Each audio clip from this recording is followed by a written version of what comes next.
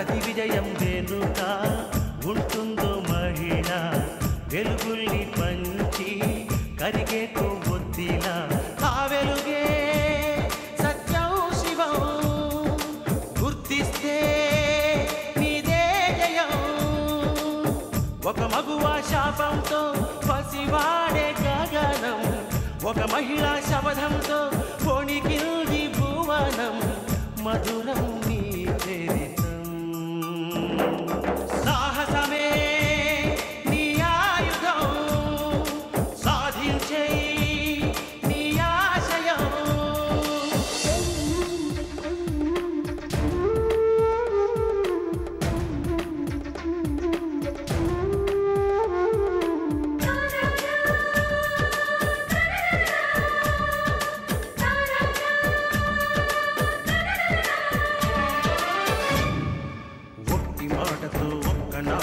రాదు రాదు జయము చిత్తశుద్ధితో చెమట ఓర్చితే అందదా విజయము పిడుగు రాలిన అడుగు ముందుకు వేయుటే ధైర్యము మనసు చూపిన మార్గం మొదలక సాగని పయనము అంతులేనిది నీ సహనము సాటి లేనిది నీ త్యాగము బతుకు బాటలో ఎన్ని వెతుకులాటలో మలుపు మలుపునా ఎన్ని ఆటుపోటులో గెలుపే నీ ధ్యేయం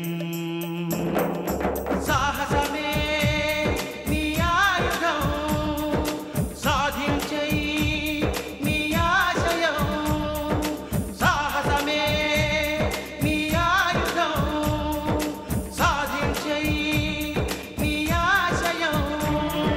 మావయ్య దొంగతనం చేస్తే ఎంతకాలం శిక్ష పడుతుంది? చేసిన దొంగతనాన్ని బట్టి శిక్ష ఉంటుంది.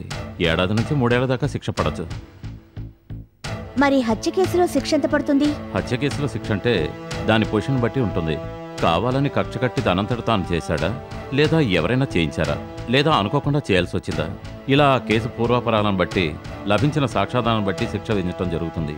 నేరం రుజువైతే హంతకుడికి 7 ఏళ్లు లేదా 8 ఏళ్లు యావజ్జీవ శిక్ష విధించే అవకాశం కూడా ఉంది. మావయ్య దొంగ నోట్ల కేసులో నేరం రుజువైతే శిక్ష ఎంతకాలం పడుతుందంటారు? అది కూడా ఆ కేసును బట్టి ఉంటుందమ్మా. దొంగ నోట్లు ముద్రిస్తే ఒక రకమైన శిక్ష పడుతుంది. దొంగ నోట్లు చలామణి చేస్తూ పట్టుబడితే ఒక రకమైన శిక్ష పడుతుంది. 7 ఏళ్లు లేదా 5 ఏళ్లు, కనీసం 3 ఏళ్లకు తక్కువ కాకుండా శిక్ష పడే అవకాశం ఉంది.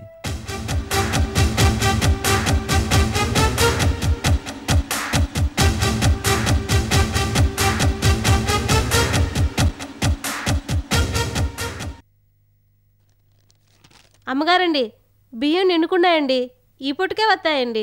వీరస్వామి బియ్యం వేలేదా? 4 మూటలు వేశారండి, కానీ మీ అల్లుడు గారే తిప్పి పంపారండి. ఎందుకు? తూకానికి తక్కువ వస్తే తిప్పి పంపనా? ఇదిగో అత్తయ్య, ఒక మూటలో 5 కేజీలు తగ్గాయి, పైగా కొత్త బియ్యం వాడకంగా వేయించుకుంటున్నందుకు ఇంత మోసమా? ఆ రైస్ మిల్ అబ్బారావు గారిని చెడామడని కడిగేశాననుకో, ఇక నుంచి తూకానికి తక్కువ రాకుండా పాత బియ్యం పంపిస్తున్నారు. ఇంకో గంటలో 4 మూటలు వస్తాయి. పర్వాలేదు, నీకు కూడా బాధ్యత తెలిసొచ్చింది. అందుకే మిమ్మల్ని ఒక సహాయం అడుగుదాం అనుకుంటున్నాను. సహాయమా? ఏంటది పెరుమాళు? ఆ అబ్బారావు గారు రైస్ మిల్ బేరం పెట్టారు. నాకైతే కాస్త తగ్గించి ఇస్తా అంటున్నారు. అత్తయ్య, మీరు కానీ నాకు కొంచెం డబ్బు సహాయం చేస్తే నేను ఆ రైస్ మిల్ తీసుకుంటాను. ఊరికే వద్దయ్యా, అప్పుగా ఇవ్వండి, నెలకింత చొప్పున తీర్చుకుంటాను. ఇందు, అమ్మా ఇందు. ఇందు ఎందుకు పిలుస్తున్నారు? ఇందుని సలహా అడుగుదామని. అత్తయ్య, నా మీద నమ్మకం ఉంటే ఇవ్వండి, లేకపోతే లేదు. ఇందు ఇష్టం, ఇందు అమ్మమ్మ ఇష్టం, ఇంట్లో వాళ్ళ అందరూ సలహాలు తెలుసుకుని నాకు డబ్బు సహాయం చేయొద్దు. అసలు నా గురించి ఒకళ్ళు సిఫార్సు చేయడం ఏమిటి? నాకు చాలా అవమానంగా ఉంది అత్తయ్య. ఈడు బతుకు అవమానం ఒకటి. వచ్చావు సరిగా టైం చూసి నారదుళ్ళ ప్రవేశిస్తావు. ఏంటన్నా నువ్వు రైస్ మిల్ కొంటావా? అసలు నీకేం తెలుసురా? 2 ఏళ్ళు నేను రైస్ మిల్ లో పనిచేశానుగా, నా జీతం అంతా నువ్వు లాక్కున్నావుగా. నీ మొహం, నీకొచ్చిన జీతం ఎంత, దాంట్లో నేను లాక్కున్నది ఎంత? అయినా ఇప్పుడు ఆ పాత కథలన్నీ ఎందుకురా? చూడు నాన్న, రైస్ మిల్ లో పని చేయటం వేరు, రైస్ మిల్ రన్ చేయటం వేరు. దానికి ఎంతో దమ్ము దన్ను ఉండాలరా. చూడు చెల్లెమ్మా, ఈ బుర్ర తక్కువ సన్నా చెప్పే పెద్దానికి నువ్వు తలపు మాక. ఈ విషయంలో జోక్యం చేసుకోవడానికి నీకే సంబంధం? నార్మల్. చూడు చెల్లెమ్మా, నీ అల్లుడి మీద నీకు అభిమానం ఉంటే ఏ ఐస్ క్రీమ్ అమ్ముకునే సైకిలు, ఏ పీచు మిఠాయి అమ్ముకునే బండో కొనిపెట్టావనుకో, చక్కగా 4 బజార్లు తిరిగి అమ్ముకుంటాడు. అంతేగాని ఈ నెల తక్కువ వేధవ మాటలు నమ్మి రైస్ మిల్ కొనే ప్రయత్నం చేశావా, నువ్వు దెబ్బైపోతావు. అమ్మ పెట్టా పెట్టదు, అడుగు తిన్నివ్వదు అన్నట్టుంది. అసలు నీకు ఇక్కడేం పని? నేను ఎవరు పిలిచారు? నువ్వు వెళ్ళు. ఏంట్రోయ్, రైస్ మిల్లో ఏదో మేనేజర్ పోస్ట్ చేసినట్టుగా మాట్లాడుతున్నావే. నువ్వు మోసింది బొచ్చులేగా. రైస్ లో ఎన్ని రకాలుంటాయో తెలియదు, ధాన్యం ఎంత కొనాలో తెలియదు, క్వింటాలకి ఎన్ని కిలోలు ఉంటాయో తెలుసుట్రా, చుట్టికి తౌడికి తేడా తెలుసుట్రా, బియ్యానికి నూకలికి తేడా తెలుసుట్రా. నీకెందుకురా రైస్ మిల్లు? నీకంటే పని పట్టలేదు, ముప్పుట్లో మెక్కుతూ కర్ర పెత్తనాలు చేస్తుంటావు. నీలాగానే ఉండలేనుగా. ఏదో ఒక వ్యాపారం చేసి నా కాళ్ళ మీద నేను నిలబడదాం అనుకుంటున్నాను. చే మన కాళ్ళ మీద మనం నిలబడటం మన మండపాక వారి వంశంలోనే లేదురా. ఏమిటో మాట్లాడేది? నీతో పాటు నన్ను కూడా జమగడతావు ఎందుకు? డబ్బు అడగాల్సింది అత్తయ్యని కాదు, నిన్ను. నెత్తి మీద 10 రూపాయలు పెడితే రూపాయి పావలా కూడా అమ్ముడు పోవు. నాకు తెలియక అడుగుతాను, అసలు నన్ను ఎందుకన్నావు? అత్తయ్య, మా నాన్న మాటలు పట్టించుకోద్దు. ఇందు, నువ్వేమంటావు? అనడానికి ఏముందిరా, రైస్ మిల్ నడపడం అంటే మాటలా? నేను అడిగింది నిన్ను కాదు, ఇందుని. ఇందు, నాకు ఆ రైస్ మిల్లే కావాలి. మీరా చూసావా అమ్మా, మన నెల తక్కువ విధవా రైస్ మిల్ కొంటాట. అత్తగానే కాకపడుతున్నాడు. నువ్వేమంటావు? చేయడం మంచిదంటాను. ఏమిటి, నువ్వు కూడా వాడిని సపోర్ట్ చేస్తున్నావా? ఇప్పుడు మొక్క ఎక్కడ పెట్టుకుంటావు? నిన్ను. నాన్న నువ్వు ఊరుకో. అత్తయ్య, మా నాన్న మాటలు పట్టించుకోకుండా పెరుమాళ్ చేత రైస్ మిల్ కొనిపించండి. కాస్త కూస్త అనుభవం ఉందంటున్నాడుగా. అది అలా చెప్పు. అత్తయ్య, మీరు డబ్బు సహాయం చేసేది పరాయి వాళ్ళకి కాదుగా, మీ సొంత అల్లుడికేగా. అత్తయ్య, మీరేమంటారు? సీత ఇంతలా చెప్పాక కాదని ఎందుకంటాను? రేపు నీతో పాటు నేను ఇందు రైస్ మిల్కి వచ్చి అప్పారావు గారితో మాట్లాడతాం. ఇదిగో నోట్తో పాటు ముక్కు కూడా ముయ్యి.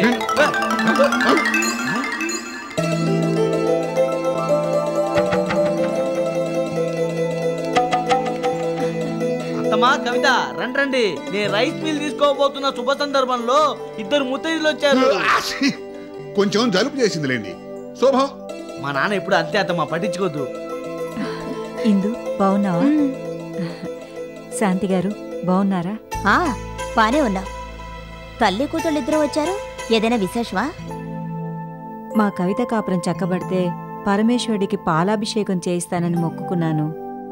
మా కవిత కాపురం చక్కబడింది, అందుకని రేపు శివాలయంలో పాలాభిషేకం చేయిస్తున్నాం. మా కవిత కాపురం చక్కపడటానికి పరోక్షంగా పరమేశ్వరుడు కారణమైన ప్రత్యక్ష కారకురాలు ఇందు. అందుకని ఇందుని పిలవటానికి వచ్చాం.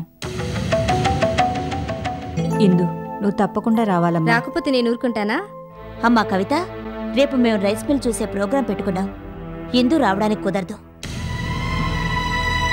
అమ్మా, పనిగట్టుకొచ్చి పిలిచారు కదమ్మా, వెళ్ళకపోతే ఏం బాగుంటుంది? నువ్వు మీ అల్లుడు రైస్ మిల్కి వెళ్ళండి.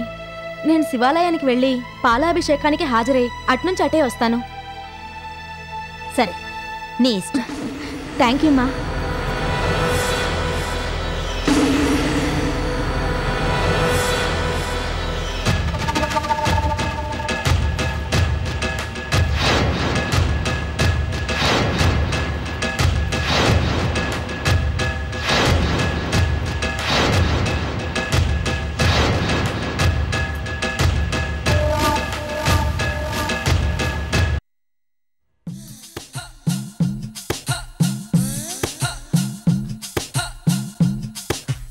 భాగ్యం.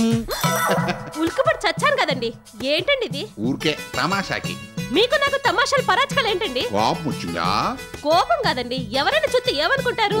అదే నీ సందేహం. నిన్ను నన్ను చూస్తే ఎవరు ఏమనుకోరు. అది నిజమేలండి. మీ వయసుకి నా వయసుకున్న తేడా చూస్తే ఖచ్చితంగా ఎవరేమనుకోరు. వయసుదేముంది భాగ్యం, మనసు బాగుండాలి గాని. నా వయసు 40 బడి దాటినా మనసు మాత్రం ఇంకా 20 బడి దాటలేదు. తల నెరిసిన తలపులు మాత్రం నెరవలేదనుకుంటా ఈ ముసలి ముఖానికి. ఏంటి భాగ్యం ఆలోచిస్తున్నావు? మీ గురించేనండి. నా గురించా? ఏమిటో చెప్పు. రాత్రి మరేమోనండి, మరి నా కళ్ళకి వచ్చారండి. నేనే వచ్చే చేశాను. చెప్పు. ఏం చేశారంటండి? లటక్కన నా కాళ్ళట్టుకున్నారండి. కాళ్ళై ఉండదు, చేతులై ఉంటుంది. బాగా ఆలోచించి చెప్పు. అబ్బే, మీరు పట్టుకున్న నా కాళ్ళేనండి. కాళ్ళు పట్టుకున్నానా? సరే, కాళ్ళలో చేతిలో ఏదో ఒకటి పట్టుకున్నాను కదా. ఆ తర్వాత ఏం జరిగింది? అసలే అమావాస్య రాత్రి కదండి. ఆ కార్ చీకట్లో మీ తారం కలిసిపోయిందండి. చటక్కున కళ్ళెదరు చూశానండి.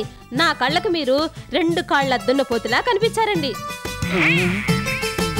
అప్పుడు నేనేమోనండి, ఓసారి ఇలా కాళ్ళు తెచ్చుకున్నానండి. ఇదిగో ఇలాగ పోయి పేడ కుప్పలో పడ్డారండి. అప్పుడు అక్కడున్న గజ్జి కుక్క నేననుకొని ఇలా కౌగులు ఇచ్చుకున్నారండి.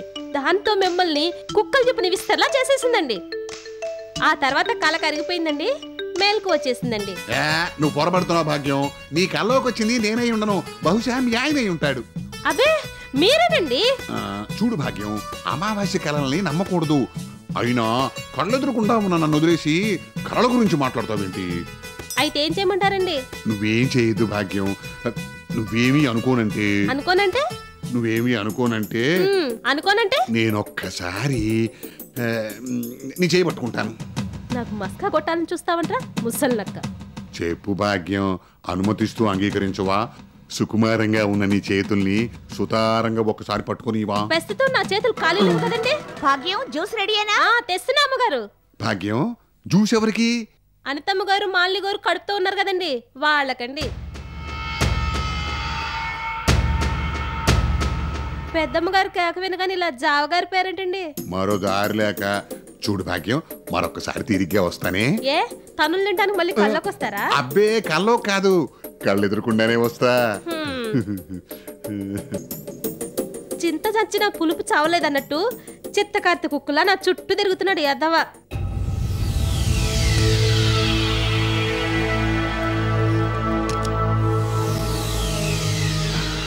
అమ్మా సీత, ఆ గాజు తర్వాత తిప్పచ్చు కానీ ముందు నేను ఇచ్చిన పాయిజన్ బాటిల్ అర్జెంట్గా ఇలా ఇచ్చేయి. దేనికి? పని మనిషి భాగ్యం మాలిని అనితలకి ఇవ్వడానికి బత్తాయి రసం తీస్తోంది. నువ్వు గనక పాయిజన్ బాటిల్ ఇచ్చావనుకో, నేను వెళ్ళి భాగ్యాన్ని మాటలో పెట్టి ఆ జ్యూసులో ఈ పాయిజన్ కలిపేస్తాను. ఆ ధర్మిగాడికి వారసుడు లేకుండా చేస్తాను, వాడి వంశం నాశనం చేస్తాను. ఆ బాటిల్ ఎక్కడమ్మా? వంశవృక్షం నాశనం గురించి, వారసుల్ని చంపడం గురించి నువ్వేం కంగారు పడనక్కర్లేదు. దానికన్నా ముందు మనం చేయాల్సిన పని ఒకటుంది. నీ కోడలి ఇందుని వాళ్ళ అత్తగారికి తోడుగా జైలుకి పంపించడానికి తగిన అవకాశం వచ్చింది. వచ్చిన అవకాశాన్ని సద్వినియోగం చేసుకుని ముందు ఇందుని జైలుకు పంపాలి. ఏమిటమ్మా అవకాశం?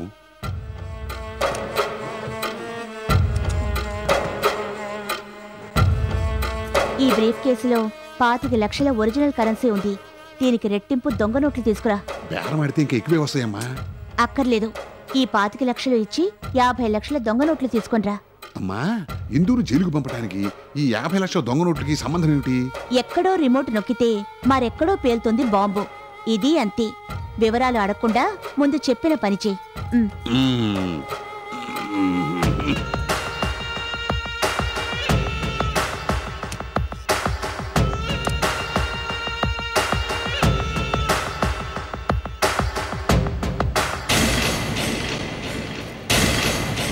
ఏంటలా చూస్తున్నారు? ఈ క్యాష్ దేనికని మీకు ఆశ్చర్యంగా ఉందా? వినోద్కి మీరు 50 లక్షలు ఇవ్వాలిగా. ఆ 50 లక్షలు నేను మీకు సర్దుతున్నాను. దీన్ని మీరు వినోద్కి ఇవ్వాలి. అయితే ఒక షరతు, ఈ సొమ్ముని డైరెక్ట్గా వినోద్కి ఇవ్వడానికి వీల్లేదు. రేపు ఉదయం శివాలయంలో మా ఇందు ఉంటుంది. మీరే స్వయంగా ఈ క్యాష్ తీసుకెళ్లి ఇందుకిచ్చి వినోద్కి ఇమ్మని చెప్పండి. ఇందుకి ఇవ్వడం దేనికమ్మా? ఆ ఇచ్చేదేదో వినోద్కే ఇవ్వచ్చుగా. ఇవ్వకూడదు. ఎందుకని? ఆరా తీయద్దు. మీ పరువు బజార్న పడకుండా ఉండాలంటే నేను చెప్పినట్టు చేయండి. మీరే డబ్బు తీసుకెళ్లి ఇందుకిస్తారు. నాకెందుకు ఇస్తున్నట్టు అని ఇందు అడుగుతుంది. అప్పుడు మీరేం చెప్పాలంటే, వినోద్ దగ్గర తీసుకున్న 50 లక్షలు మా ఆయన నొక్కేయాలని చూస్తున్నారు, కానీ అది నాకిష్టం లేదు.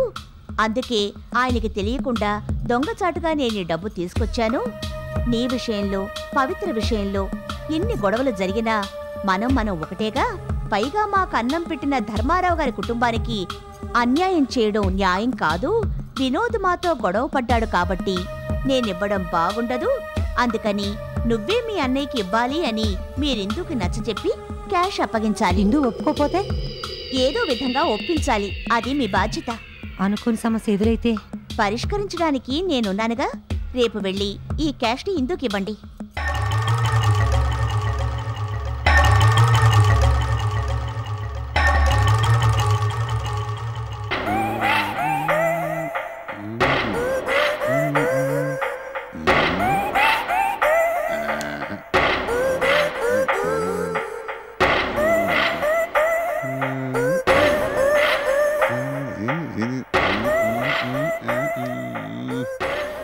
నాన్నా, పిచ్చి పెరుమాళ్లాగా గాల్లో లెక్కలు వేస్తున్నావేంటి?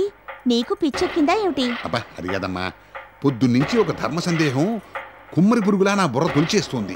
ఏంటది? ఇలా వచ్చి చెప్తాను. ఇప్పుడు 25 లక్షల రూపాయలు అసలు కరెన్సీ ఇచ్చి 50 లక్షల రూపాయల దొంగ నోట్లు తీసుకురమ్మన్నావు. నువ్వు చెప్పిన ప్రకారంగా చేశాను. ఆ 50 లక్షలతో నువ్వేం చేయదలుచుకున్నావమ్మా? ఇదా నీ కుమ్మరి పురుగు సందేహం? సరే చెప్తా విను. 50 లక్షల దొంగ నోట్లు సూట్ కేసుతో ఇంజనీర్ భార్య శకుంతల రేపు శివాలయానికి వెళ్తుంది. నాయుడు గారి శివాలయంలో జరిపిస్తున్న పాలాభిషేకానికి ఇందు హాజరవుతోంది. హాజరైన ఇందుని శకుంతల కలిసి 50 లక్షల దొంగ నోట్లు ఇందుకి ఇస్తుంది. వినోద్కి ఇమ్మని చెప్తుంది. ఆగాగాగు, దొంగ నోట్ల బ్యాగుతో శకుంతల వెళ్ళి అది ఇందుకు ఇచ్చి ఇందుని వినోద్కిమ్మని చెబుతుందా? ఇందు ఒప్పుకోపోతేనో? మధ్యలో అడ్డురాకు. ఏదో విధంగా శకుంతల ఇందుని ఒప్పిస్తుంది. ఇందు ఆ క్యాష్ తీసుకొని శివాలయం నుంచి బయలుదేరుతుంది. ఇందు బయలుదేరడం నువ్వు చాటుగా గమనించాలి. బయలుదేరిన మరుక్షణం 2 టౌన్ పోలీస్ స్టేషన్కి ఫోన్ చేసి ఇందు దొంగ నోట్లు తీసుకువెళ్తున్న సంగతి చెప్పాలి. ఇందు సరాసరి లక్ష్మీ ఫైనాన్స్ కంపెనీకి ఈ రూట్లో వెళ్తుందని, తన దగ్గరున్న దొంగ నోట్లు వినోద్కి ఇవ్వబోతోందని, ఇందు వెళ్లే రూట్లో కాపలా కాస్తే రెడ్ హ్యాండెడ్గా దొరుకుతుందని పోలీసులకు చెప్పాలి. అన్నట్టు ఇందు వెళ్లే కార్ నంబర్ కూడా పోలీసులకి నువ్వు చెప్పాలి. ఆ తర్వాత ఏం చేయాలో నీ బావమరిదైన ఎస్ఐ ఉదయ్ కుమార్ చూసుకుంటాడు. ఆహా, అమోఘం రా సీత, నీ తెలివితేటలు అమోఘం. ఎక్కడి నుంచి ఎక్కడికి ప్లాన్ చేసావమ్మా? ఈ ఐడియా ఎలా వచ్చిందమ్మా నీకు? అవసరం ఆలోచింపజేస్తుంది. ఊరి నాయను సామాన్యమైన ప్లానా ఇది? Master plan. నీకు నువ్వే సాటి. నాన్న, అనవసరంగా భజన చేయకు. నేను చెప్పింది చెప్పినట్టుగా ఖచ్చితంగా అమలు జరగాలి. నీ వల్ల ఏదైనా పొరపాటు జరిగిందో నా పని భజన అయిపోతుంది అంటావు. అమ్మా, నువ్వు ఇంతగా చెప్పిన తర్వాత తప్పెందుకు చేస్తాను? మోతాదు మించకుండా మందు తాగి పెందలాడే పడుకో. ఆహా, పర్మిషన్ వచ్చేసింది. పర్మిట్ రూమ్ పిలుస్తోంది. అమ్మా, రేపు ఈ పాటికి ఆ ఇందు జైల్లో ఉన్నట్టే అనుకో. ఇంకా గాజు తిప్పమ్మా, తిప్పు.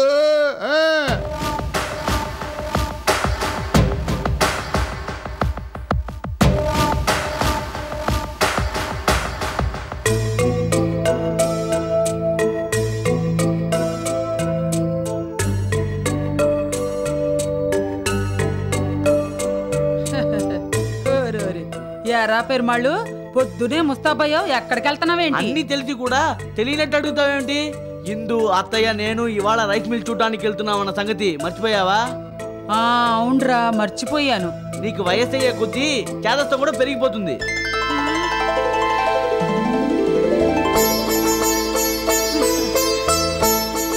ఇందు, నా బంగారు తల్లి, ఈ పట్టు చీరలో నిన్ను చూస్తుంటే మహాలక్ష్మిలా ఉన్నావమ్మా. రెప్ప వేయకుండా నిన్నే చూడాలనిపిస్తుంది. చూసి చాలే, మా ఇంటికి దిష్టి తగులుద్ది. నా కళ్ళు పాడు కళ్ళు కావురా. ఏమి సీత, నేనన్నది నిజమేనా? చూడవే, పట్టు చీరలో ఇందు పట్టపురాన్లా ఉంది కదూ? అవును బామ్మ, నువ్వన్నట్టు చూడముచ్చటగా ఉంది. ఒక పవిత్ర భావం కలుగుతోంది. మీరిద్దరు పొగిడింది చాలు గాని, ఇందు, నేను అత్తయ్య రైస్ మిల్కి వెళ్తున్నాం. నువ్వు గుడిలో నాయుడు గారి పని పూర్తి చేసుకొని అట్నుంచి అడ్డే రైస్ మిల్కి వచ్చాయి. ఇదిగో, ఆలస్యం చేయకు, ఆ రైస్ మిల్ ఓనర్ వెళ్ళిపోతాడు. అలాగే, వెళ్ళొస్తాను. జాగ్రత్తగా వెళ్ళిరామ్మా.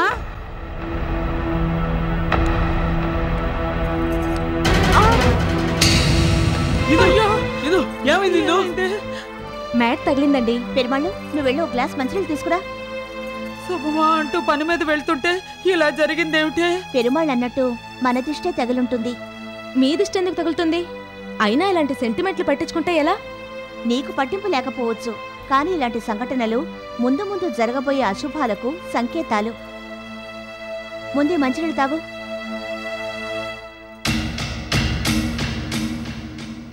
ఈ ఇంటి స్టీల్ గ్లాస్తో నీళ్లు తాగడం ఇదే ఆఖరిసారి. రేపట్నుంచి జైల్లో సేవెంట వచ్చులతోటే నీ బతుకు. అమ్మమ్మ, ఇక నేను బయలుదేరుతాను. వస్తానండి, వస్తాను. ఇందు, జాగ్రత్త.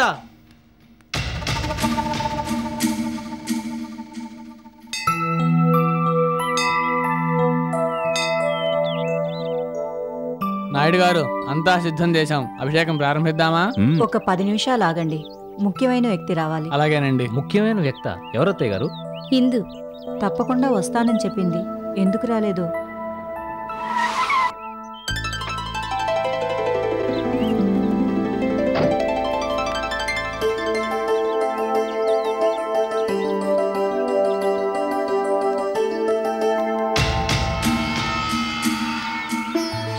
నమస్కారం అమ్మా. నమస్కారం. నీ గురించి ఎదురు చూస్తున్నానమ్మా. నువ్వు వచ్చే వరకు అభిషేకం చేయకూడదని అమ్మ ఆర్డర్ వేసింది. సారీ అమ్మా, ఆలస్యంగా వచ్చినందుకు క్షమించండి. ఏం పర్వాలేదు. నమస్కారం. ఇక్కడ నమస్కరించాల్సింది నాకు కాదమ్మా, అదిగో ఆ పాలాక్షుడికే. క్షమించాల్సింది ఆశీర్వదించాల్సింది ఆ పరమేశ్వరుడే. రామ్మా రండి. పూజారి గారు అమ్మా అభిషేకం ప్రారంభించండి. అలాగేనమ్మా.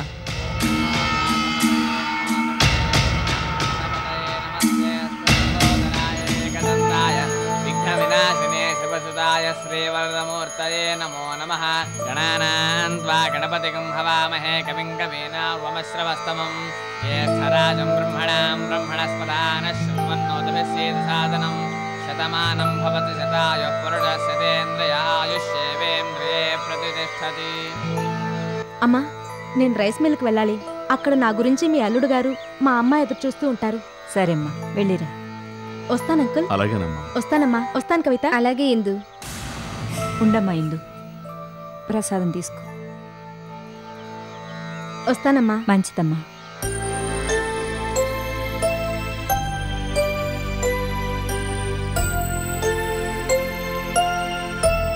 అమ్మా ఇందు, ఇందు నువ్వు ఒక సహాయం చేసి పెట్టాలమ్మా. ఏం చెయ్యాలి? ఈ సూట్ కేసులో 50 లక్షలు ఉన్నాయి. ఈ డబ్బు మీ వినోద్ అన్నయ్యకి అందచేయాలమ్మా.